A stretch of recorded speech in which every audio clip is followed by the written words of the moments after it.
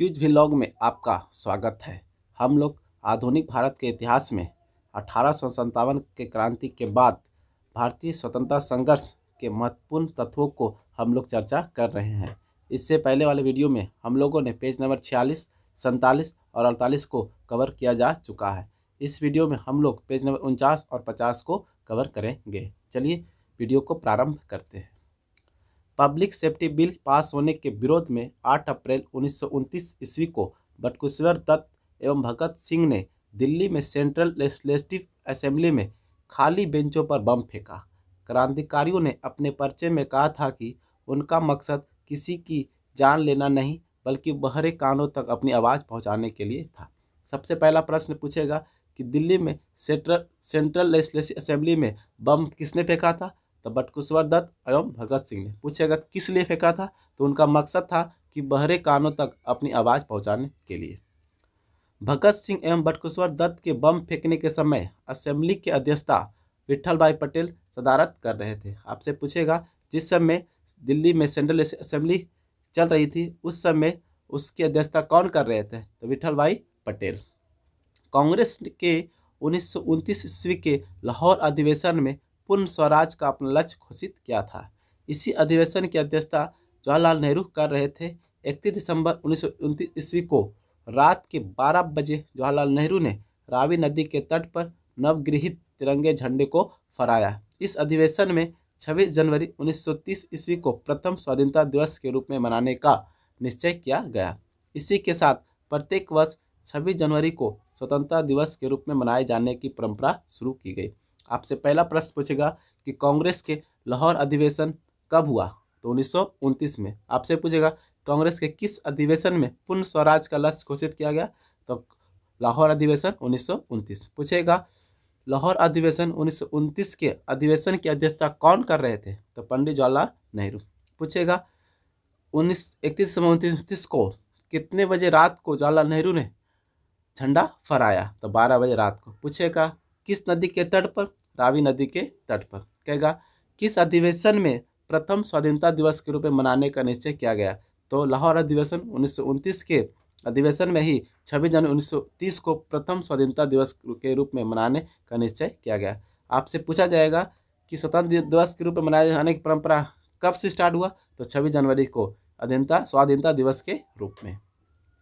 12 मार्च 1930 को गांधी जी ने अपने 79 समर्थकों के साथ साबरमती स्थित अपने आश्रम से लगभग 322 किलोमीटर दूरी दांडी के लिए प्रस्थान किया। आपसे पूछेगा कि दांडी यात्रा कब से प्रारंभ हुआ? तो 12 मार्च 1930 को। पूछेगा गांधी जी ने कितने समर्थकों के साथ साबरमती से अपने आश्रम से लगभग 322 किलोमीटर दूरी तय किया? तो 79 समर्थक कितने किलोमीटर दूरी तय किया? तो 322 किलोमीटर, कहीं कहीं 324 किलोमीटर भी रहता है। लगभग 24 दिनों के बाद 6 अप्रैल 1930 को दांडी पहुंचकर गांधी जी ने नमक कानून तोड़ा और सविनय अवज्ञा आंदोलन की शुरुआत की। आपसे पूछेगा कि कितने दिनों के बाद उन्होंने दांडी पहुंचा और नमक कानून को तोड़ा? तो 24 दिनों के बाद। पूछेगा कब पहुंचे? तो 6 अप्रैल 1930 को। उसके बाद उन्होंने सविनय अवज्ञा आंदोलन की शुरुआत की। पूछेगा सविनय अवज्ञा आंदोलन की शुरुआत कब से हुआ? तो 1930 से। सुभाष चंद्र बोस ने गांधी जी के नमक सत्याग्रह की तुलना नेपोलियन के एल्वा से पेरिस यात्रा से की। पूछेगा आपसे कि किसने यह तुलना किया कि नेपोलियन के एल्वा से पेरिस की यात्रा से सुभाष चंद्र बोस ने? 4 मार्च 1931 ईस्वी को गांधी इरविन पैक्ट हुआ। आपसे पूछा जाएगा प्रश्न में कि गांधी इरविन पैक्ट कब हुआ? तो 4 मार्च 1931 को। इसके बाद गांधी जी ने सविनय अवज्ञा आंदोलन स्थगित कर दिया। गांधी इरविन समझौता को दिल्ली समझौता के नाम से जाना जाता है। आपसे पूछेगा कि गांधी इरविन समझौता कब हुआ? तो 1929। किस समझौता को दिल्ली समझौता के नाम से भी जाना जाता है? तो इरविन समझौता को दिल्ली समझौता के नाम से भी जाना जाता है। 1931 में सरदार वल्लभ भाई पटेल की अध्यक्षता में हुई कांग्रेस के कराची अधिवेशन में पंडित जवाहरलाल नेहरू ने मूल अधिकारों व आर्थिक कार्यक्रम पर संकल्प प्रारूप किया। आपसे पूछेगा किस अधिवेशन में जवाहरलाल नेहरू ने मूल अधिकारों और आर्थिक कार्यक्रम पर संकल्प पारित किया? तो कांग्रेस के कराची के अधिवेशन 1931 में उन्होंने मूल अधिकारों का प्रारूप पारित किया। पूछेगा कि कराची अधिवेशन कब हुआ, तो 1931 में। पूछेगा कराची अधिवेशन की अध्यक्षता कौन कर रहे थे, पंडित जवाहरलाल नेहरू। इस प्रस्ताव को बनाने में एम.एन. राय ने नेहरू की मदद की। इस अधिवेशन में गांधी इरविन पैक्ट को स्वीकार किया गया एवं गांधी जी को द्वितीय गोलमेज सम्मेलन में भाग लेने की अनुमति प्रदान की गई। इसी समय गांधी ने कहा था गांधी मर सकते हैं परंतु गांधीवाद नहीं। दूसरा गोलमेज सम्मेलन 7 सितंबर 1931 को हुआ। महात्मा गांधी ने कांग्रेस के प्रतिनिधि के रूप में इसमें भाग लिया परंतु यह सम्मेलन सांप्रदायिक प्रतिनिधित्व के कारण असफल रहा। आपसे पूछेगा कि दूसरा गोलमेज सम्मेलन कब हुआ, तो 7 सितंबर 1931 को। पूछेगा महात्मा गांधी ने किस गोलमेज सम्मेलन में भाग लिया, तो दूसरे गोलमेज सम्मेलन में। पूछेगा यह असफल क्यों रहा, क्योंकि सांप्रदायिक प्रतिनिधित्व के कारण यह असफल रहा। अब पूछेगा कांग्रेस का प्रतिनिधि किस सम्मेलन में भाग लिया, तो दूसरे गोलमेज सम्मेलन में। प्रथम गोलमेज सम्मेलन 12 नवंबर 1930 ईस्वी को एवं तृतीय गोलमेज सम्मेलन 17 नवंबर 1932 ईस्वी में हुआ।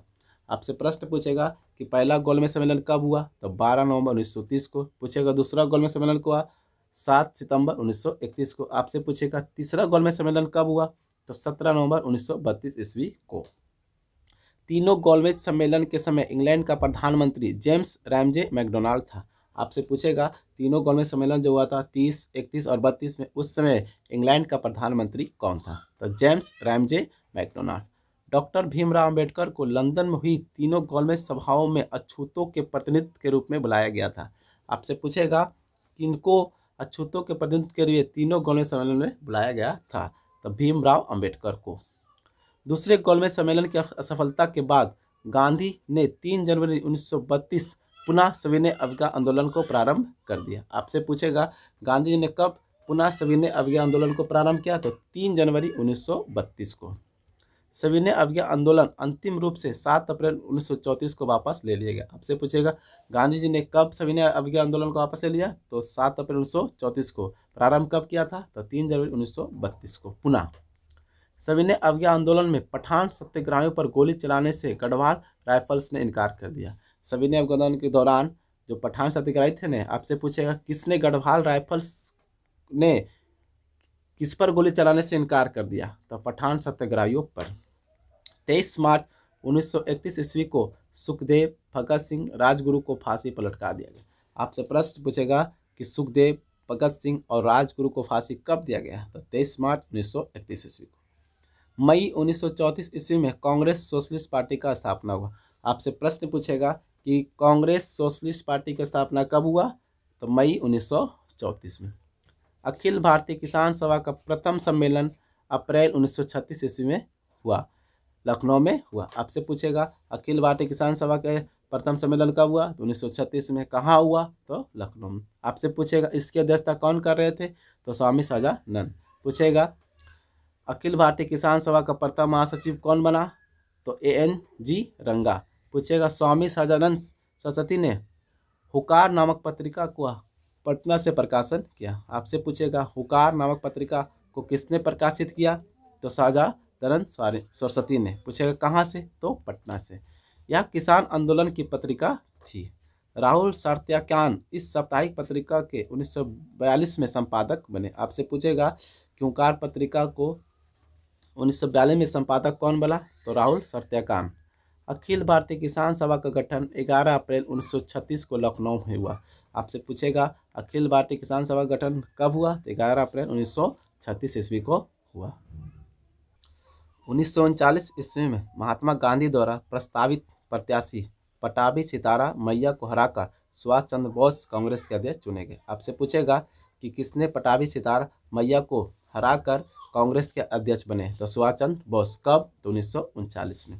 1 मई 1939 ईस्वी को सुभाष चंद्र बोस ने कांग्रेस के भीतर ही एक नए गुट का गठन किया जिसे फॉरवर्ड ब्लॉक कहा गया। सुभाष चंद्र बोस ने स्वतंत्रता संघर्ष के दौरान फ्री इंडियन लीजन नामक सेना बनाई। आपसे प्रश्न पूछेगा कि फ्री इंडियन लीजन नामक सेना किसने बनाया था, तो सुभाष चंद्र बोस ने। पूछेगा कांग्रेस के भीतर किसने एक नए गुट की स्थापना किया, तो सुभाष चंद्र बोस ने। आपसे पूछेगा फॉरवर्ड ब्लॉक की स्थापना किसने किया, सुभाष चंद्र बोस ने। पूछेगा आपसे कि फॉरवर्ड ब्लॉक की स्थापना कब हुआ, तो 1 मई 1939 को। 13 मार्च 1940 ईस्वी को लंदन में पंजाब के सुनाम नामक स्थान के सरदार उधम सिंह ने पंजाब के भूतपूर्व lieutenant governor Michael O'Dwyer को गोली मारकर हत्या कर दी। आपसे पूछेगा कि माइकल ओ डायर को गोली किस मारकर हत्या किसने कर दिया, तो उधम सिंह ने। कहाँ? लंदन में, पंजाब के सुनाम नामक स्थान पर। गांधी जी ने 17 अक्टूबर 1940 को पावनार में व्यक्तिगत सत्याग्रह आंदोलन शुरू किया। इस आंदोलन के प्रथम सत्याग्रही विनोबा भावे, दूसरे सत्याग्रही जवाहरलाल नेहरू, तीसरे सत्याग्रही बृहदत्त थे। इस आंदोलन को दिल्ली चलो आंदोलन भी कहा जाता है। आपसे सबसे इम्पोर्टेंट प्रश्न है कि पावनार में किसने व्यक्तिगत सत्याग्रह का आंदोलन शुरू किया, तो गांधी जी ने। कब? 17 अक्टूबर 1940 को। कहे गए कि पावनार में जो व्यक्तिगत सत्याग्रह आंदोलन गांधी जी ने शुरू किया, इसके प्रथम सत्याग्रही कौन थे, तो विनोबा भावे। आपसे पूछेगा व्यक्तिगत सत्याग्रह के दूसरे सत्याग्रही कौन थे, तो जवाहरलाल नेहरू। आपसे पूछेगा व्यक्तिगत सत्याग्रह के तीसरे सत्याग्रही कौन थे, तो ब्रह्मदत्त। आपसे पूछेगा जो व्यक्तिगत सत्याग्रह था उसको और किस आंदोलन के नाम से भी जाना जाता है, दिल्ली चलो के नाम से भी जाना जाता है। 24 मार्च 1940 को मुस्लिम लीग के लाहौर अधिवेशन में अध्यक्षता करते हुए मोहम्मद अली जिन्ना ने भारत से अलग मुस्लिम राष्ट्र पाकिस्तान की मांग की। आपसे पूछेगा किस अधिवेशन में जिन्ना ने मुस्लिम लीग की मांग किया, तो लाहौर अधिवेशन 1940 में। मुस्लिम लीग के 1940 ईस्वी के दिल्ली अधिवेशन अध्यक्ष अल्लाह बख्श में खलीकुज्जमान ने पाकिस्तान नाम से अलग राष्ट्र का प्रस्ताव रखा। आपसे पूछेगा किस अधिवेशन में खलीकुज्जमान ने पाकिस्तान नाम से अलग राष्ट्र का प्रस्ताव रखा, तो दिल्ली अधिवेशन। कब हुआ था वह? 1940 में। उसकी अध्यक्षता कौन कर रहे थे दिल्ली अधिवेशन के? अल्लाह बख्श।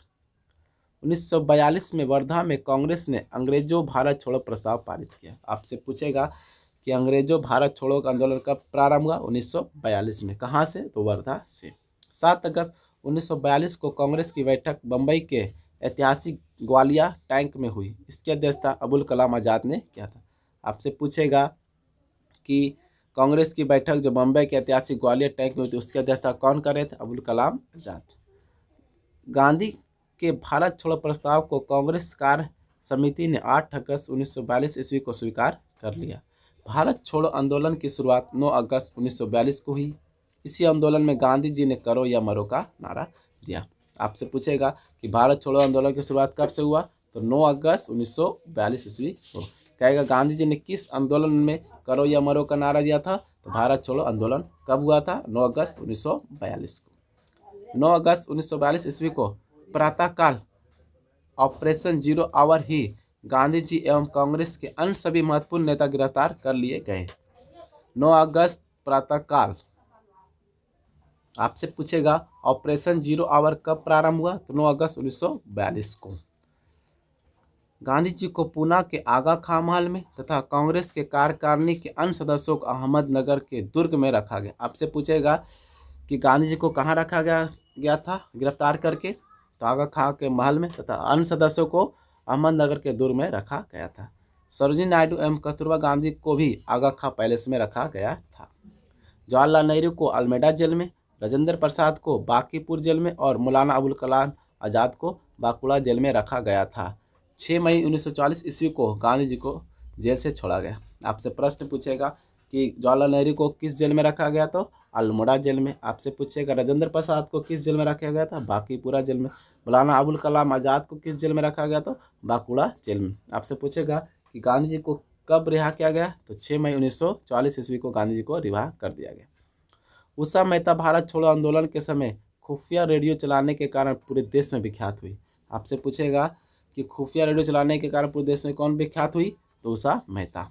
भारत छोड़ो आंदोलन के उपरांत मुस्लिम लीग एवं कांग्रेस के बीच संवैधानिक गतिरोध को दूर करने के लिए सी राजागोपालाचारी ने 1944 में दी वे आउट नामक पैम्पलेट जारी किया। आपसे पूछेगा वे आउट नामक पैम्पलेट किसने जारी किया, श्री राजागोपालाचारी ने। कब? 1944 में।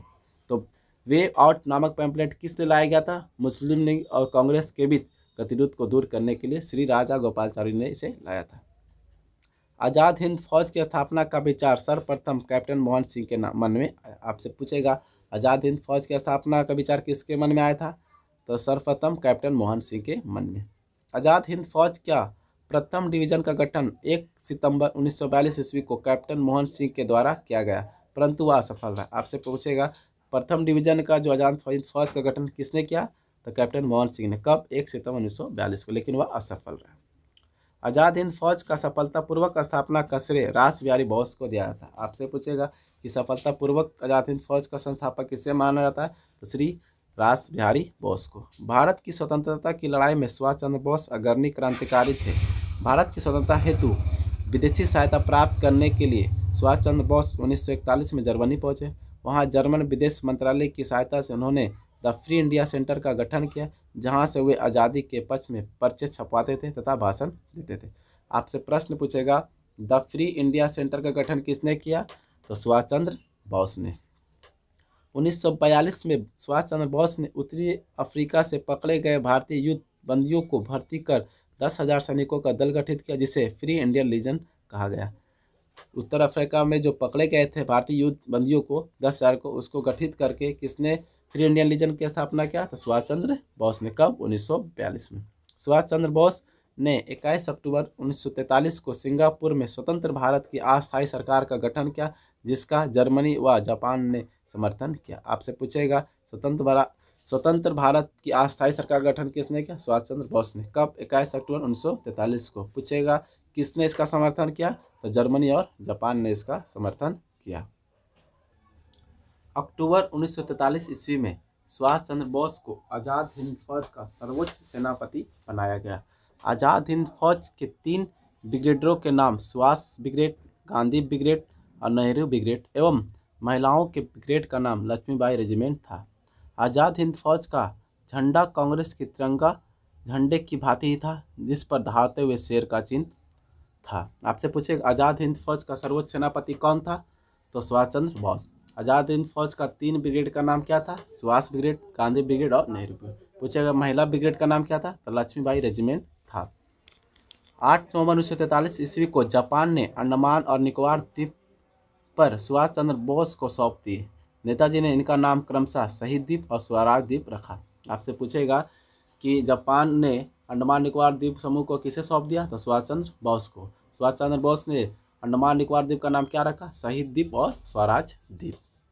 टोक्यो जाते हुए फार्मूसा द्वीप के बाद अचानक हवाई जहाज में आग लग जाने से सुभाष चंद्र बोस 18 अगस्त 1945 को मारे गए, परंतु इस दुर्घटना को अभी तक प्रमाणिक नहीं माना गया। आपसे पूछेगा कि सुभाष चंद्र बोस कहाँ जाने के क्रम में उनकी मृत्यु हो गई? टोक्यो। पूछेगा किस द्वीप के पास? तो फार्मोसा द्वीप के पास। आपसे पूछेगा सुभाष चंद्र बोस का मृत्यु कब हुआ? 18 अगस्त 1945 को, जो कि प्रमाणिक नहीं है। सुभाष चंद्र बोस का जन्म 23 जनवरी 1897 को कटक के उड़ीसा में हुआ। आपसे पूछेगा सुभाष चंद्र बोस का जन्म कहाँ हुआ? कटक में। पूछेगा कब हुआ? तो 23 जनवरी 1897 को। आज़ाद हिंद फौज के गिरफ्तार अधिकारी पीके सहगल, कर्नल गुरदयाल ढिल्लन एवं मेजर शाहनवाज खां पर राजद्रोह का आरोप लगाकर दिल्ली के लाल किले पर नवंबर 1945 ईस्वी में मुकदमा चलाएगा और वायसराय ने इसकी सजा माफ कर दी। आज़ाद हिंद फौज के अभियुक्तों की तरफ से तेज बहादुर सप्रू, जवाहरलाल नेहरू, भोला भाई देसाई एवं के.एन. काटजू की ने पैरवी किया। कराची में 20 फरवरी 1946 ईस्वी में वायुसेना के कुछ सैनिकों ने ब्रिटिश सरकार के विरुद्ध हड़ताल कर दी। बम्बई, लाहौर, दिल्ली में भी यह शीघ्र ही फैल गई। इसमें लगभग 52,000 सैनिकों ने भाग लिया। इनकी प्रमुख मांग थी कि भारतीयों और अंग्रेजों सैनिकों में बराबरी का व्यवहार किया जाए। देखिए, कुछ सैनिकों ने विरोध हड़ताल कर दिया। उनका मांग था कि भारतीय और अंग्रेज सैनिकों के बीच जो व्यवहार हो ये वह बराबर के रूप में किया जाए। नौसेना विद्रोह 19 फरवरी 1946 ईस्वी को बम्बई में INS तलवार नामक जहाज के नौसैनिक द्वारा किया गया। आपसे पूछेगा नौसेना विद्रोह कब हुआ? 19 फरवरी 1946 को। कहाँ हुआ? बम्बई में INS तलवार नामक जहाज पर, जिसमें 5,000 सैनिकों ने आज़ाद हिंद फौज के बिल्ले लगाए। इन्होंने भी बराबरी की मांग की। 25 फरवरी 1946 ईस्वी को नौसेना के विद्रोहियों ने सरदार पटेल के दबाव में आकर समर्पण कर दिया। उसके बाद 25 फरवरी 1946 को इन सबों ने सरदार वल्लभ भाई पटेल के दबाव में आकर क्या किया? सरेंडर कर दिया। Cabinet mission 1946।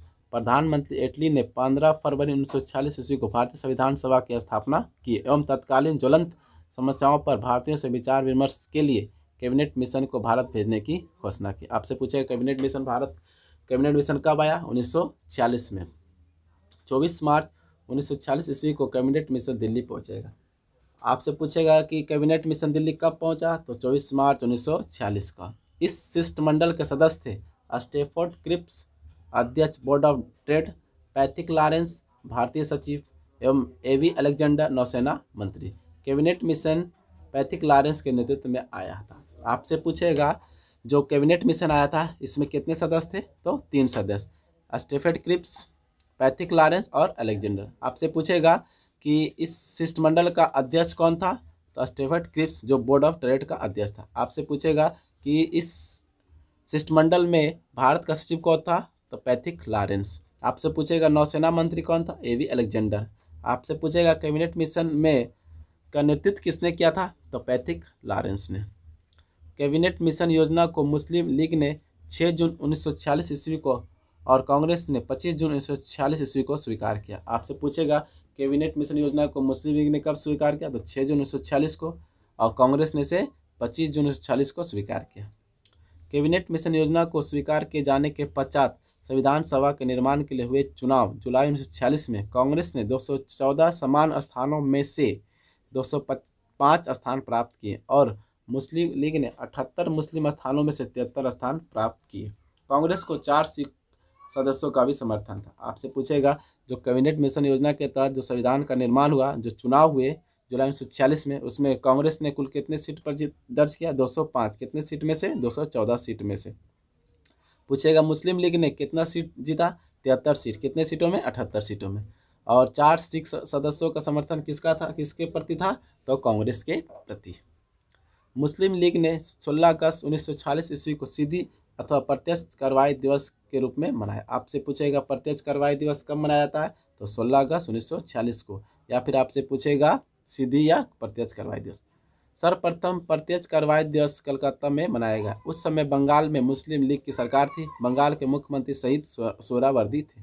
आपसे पूछेगा कि मुस्लिम लीग ने कब प्रत्यक्ष दिवस मनाया, तो 16 अगस्त 1946 को। पूछेगा प्रत्यक्ष कार्रवाई दिवस कहाँ मनाया गया, तो कलकत्ता में। पूछेगा उस समय बंगाल का मुख्यमंत्री कौन था, तो शहीद सोहरावर्दी थे।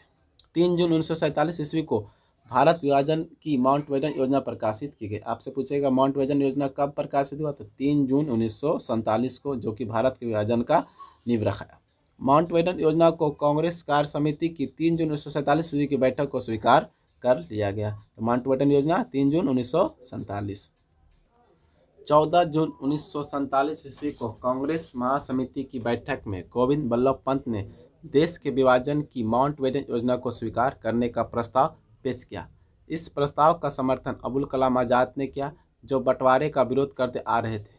आज़ाद ने कहा था कि कांग्रेस कार्य समिति का फैसला सही फैसला नहीं है, लेकिन कांग्रेस के सामने कोई और रास्ता नहीं है। आपसे पूछेगा कि कांग्रेस के महासमिति की बैठक में किसने इसको माउंटबेटन योजना को स्वीकार किया, तो गोविंद बल्लभ पंत ने। कब, 14 जून 1947 को। पहले कौन इसका समर्थन नहीं करते थे, अबुल कलाम आज़ाद। बाद में इसका समर्थन किया अबुल कलाम आज़ाद ने। गांधी, नेहरू और पटेल के समर्थन के बावजूद कांग्रेस कार्य समिति का देश विभाजन का प्रस्ताव अखिल भारतीय कांग्रेस समिति में सर्वसम्मति से पास ना हो सका। 161 सदस्यों ने उनके खिलाफ वोट दिया तथा वे तटस्थ रहे। देखिए, कहा कि गांधी और नेहरू के समर्थन के बावजूद भी कांग्रेस कार्य समिति में विभाजन का प्रस्ताव है, जो अखिल भारतीय कांग्रेस समिति में इसको पास नहीं किया गया। और 161 सदस्य, कितने सदस्य ने, 161 सदस्य ने इनके खिलाफ वोट कर दिया। प्रस्ताव का विरोध करने वालों में सिंध कांग्रेस के नेता चौथराम मिंडवानी, पंजाब कांग्रेस के अध्यक्ष किचलू पुरुषोत्तम दास, टंटन, मौलाना हफीज उर रहमान आदि थे। मुस्लिम लीग की काउंसिल की बैठक माउंटबेटन योजना पर विचार करने के लिए 10 जून 1947 को नई दिल्ली में बुलाई गई। लीग ने भारी बहुमत से इस योजना को स्वीकार किया। मुस्लिम लीग की बैठक में उपस्थित 400 सदस्यों में से 10 सदस्य ने इसका विरोध किया। देखिए, मुस्लिम लीग काउंसिल बैठक की योजना बुलाई गई जिस पर माउंटबेटन योजना पर विचार करना था, जिसकी बैठक 10 जून 1947 को हुआ, जिसमें से 400 सदस्यों ने भाग लिया और सिर्फ 10 सदस्य ने इसका विरोध किया। 4 जुलाई 1947 को ब्रिटिश संसद में भारतीय स्वाधीनता विधेयक पेश किया गया। 15 जुलाई को बिना किसी संशोधन के हाउस ऑफ कॉमन्स द्वारा और 16 जुलाई को हाउस ऑफ लॉर्ड्स द्वारा पास कर दिया। आपसे पूछेगा कि कितने तारीख को हाउस ऑफ कॉमन्स में पास किया गया स्वाधीनता विधेयक को? तो 15 जुलाई को। आपसे पूछेगा स्वाधीनता विधेयक को कितने तारीख को लॉर्ड्स द्वारा पास किया गया? तो 18 जुलाई को। उस पर ब्रिटिश सम्राट के हस्ताक्षर हो गए। इसके अनुसार देश को 15 अगस्त 1947 ईस्वी को 2 डोमिनियनों भारत और पाकिस्तान में बांट दिया गया। इसका मतलब हुआ कि उसके बाद ब्रिटिश सम्राट का हस्ताक्षर हो गया और उसके बाद 15 अगस्त 1947 के बाद 2 डोमिनियन बन गया, जिसमें एक भारत और दूसरा पाकिस्तान बांट दिया गया। दोनों डोमिनियनों को पूरी स्वतंत्रता तथा प्रभुत्वता सौंप दी जाएगी। 14 अगस्त को पाकिस्तान अधिराज और 15 अगस्त को भारतीय अधिराज की स्थापना होगी। आपसे पूछेगा पाकिस्तान अधिराज की स्थापना कब हुआ? तो 14 अगस्त को। पूछेगा भारत का? तो 15 अगस्त को। भारत की आज़ादी के समय इंग्लैंड का सम्राट जॉर्ज षष्ठम था या भारत का अंतिम सम्राट एवं कॉमनवेल्थ नेशन का प्रथम प्रधान था? आपसे पूछेगा कि आज़ादी के समय इंग्लैंड का सम्राट कौन था? तो जॉर्ज षष्ठम था और यही अंतिम सम्राट भी थे। कौन? जॉर्ज षष्ठम। पूछेगा कॉमनवेल्थ नेशन का प्रथम प्रधान कौन था? तो जॉर्ज षष्ठम। जवाहरलाल नेहरू के नेतृत्व में अंतिम सरकार का गठन 2 सितंबर 1946 ईस्वी को हुआ। आपसे पूछेगा अंतिम सरकार का गठन कब हुआ? तो 2 सितंबर 1946 में। किसके नेतृत्व में? तो जवाहरलाल नेहरू के नेतृत्व में। 26 अक्टूबर 1946 ईस्वी को मुस्लिम लीग 5 सदस्यीय अंतिम सरकार में सम्मिलित हुई। तो पूछेगा आपको मुस्लिम लीग कितने सदस्य के रूप में अंतिम सरकार में सम्मिलित हुआ? तो 5 सदस्य के रूप में। कब? 26 अक्टूबर 1946 को। 27 मार्च 1947 ईस्वी को मुस्लिम लीग ने पाकिस्तान दिवस के रूप में मनाया। आपसे पूछेगा कि मुस्लिम लीग ने पाकिस्तान दिवस कितना तारीख को मनाया? 27 मार्च 1947 को। स्वतंत्रता प्राप्ति के समय कांग्रेस के अध्यक्ष जेपी कृपलानी एवं ब्रिटेन के प्रधानमंत्री क्लीमेंट एटली, जो कि लेबर पार्टी से थे। आपसे पूछेगा जब भारत आज़ाद हुआ, स्वतंत्रता प्राप्ति मिला, उस समय कांग्रेस के अध्यक्ष कौन थे? तो जेपी कृपलानी। पूछेगा उस समय ब्रिटेन का प्रधानमंत्री कौन था? क्लीमेंट एटली। क्लीमेंट एटली किस पार्टी से थे? तो लेबर पार्टी से। भगत सिंह के विरुद्ध मुखबिरी करने के कारण फणींद्र घोष की हत्या वैकुंठ शुक्ल ने की थी। आपसे पूछेगा किसने भगत सिंह के विरुद्ध मुखबिरी किया था जिसके कारण उनको वैकुंठ शुक्ल ने हत्या कर दिया? तो फणींद्र कुमार घोष की।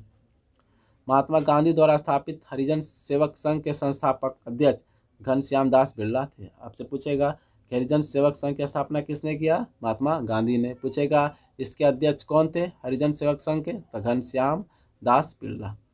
गांधी जी ने कांग्रेस की सदस्यता से 2 बार त्यागपत्र दिया, 1925 और 1930 में। आपसे पूछेगा कि गांधी जी ने कांग्रेस से कितने बार सदस्यता से त्यागपत्र दिया? 2 बार। कब कब? एक बार 1925 और 1930 में। बांटो और छोड़ो का नारा मुस्लिम लीग ने दिसंबर 1943 ईस्वी के कराची अधिवेशन में दिया। पूछेगा बांटो और छोड़ो का नारा मुस्लिम लीग ने किस अधिवेशन में दिया? कराची अधिवेशन में। कराची अधिवेशन कब हुआ था? 1943 में। कांग्रेस का प्रथम ब्रिटिश अध्यक्ष कौन थे? George Yule. पूछेगा कांग्रेस का प्रथम ब्रिटिश अध्यक्ष कौन था? तो जॉर्ज यूले। मैं देश के बालू से ही कांग्रेस से भी बड़ा आंदोलन खड़ा कर दूंगा, महात्मा गांधी ने कहा था। डंडा फौज का गठन पंजाब में चमनदीप ने किया था। आपसे पूछेगा डंडा फौज का गठन किसने किया? चमनदीप ने। कहाँ किया? पंजाब में। दीनबंधु मित्र का नाटक नील दर्पण में नील की खेती करने वाले पर अत्याचार का उल्लेख है। आपसे पूछेगा नील दर्पण किसने लिखा है नाटक? तो दीनबंधु मित्र ने। नील दर्पण किस चीज़ के बारे में लिखा हुआ था? तो नील की खेती करने वाले पर अत्याचार का उल्लेख किया गया है। किसमें? नील दर्पण में। राष्ट्रवादी अहरार आंदोलन मजहर उल हक ने प्रारंभ किया था। आपसे पूछेगा कि राष्ट्रवादी अहरार आंदोलन का प्रारंभ किसने किया? तो मजहर उल हक ने। आत्मसम्मान आंदोलन की शुरुआत राम स्वामी नायकर ने की थी। आपसे पूछेगा आत्मसम्मान आंदोलन की शुरुआत किसने किया? राम स्वामी नायकर ने। निरंकारी आंदोलन की शुरुआत दयाल दास ने की। आपसे प्रश्न पूछेगा कि निरंकारी आंदोलन की शुरुआत किसने किया? तो दयाल दास ने। ब्रह्म समाज का प्रतिज्ञा पत्र देवेंद्र नाथ ठाकुर ने तैयार किया था। आपसे पूछेगा कि ब्रह्म समाज का जो प्रतिज्ञा पत्र था किसने तैयार किया? देवेंद्र नाथ ठाकुर ने। देव समाज के संस्थापक शिव नारायण अग्निहोत्री थे। आपसे प्रश्न पूछेगा कि देव समाज के संस्थापक कौन थे? तो शिव नारायण अग्निहोत्री थे। तरुण स्त्री सभा की स्थापना कलकत्ता में की गई। आपसे पूछेगा तरुण स्त्री सभा की स्थापना कहाँ की गई? तो कलकत्ता में की गई। अगर वीडियो अच्छा लगा हो तो लाइक करें, शेयर करें और सब्सक्राइब करें। और अभी तक आपने हमारे चैनल को सब्सक्राइब नहीं किया है तो सब्सक्राइब कर लें। Thank you.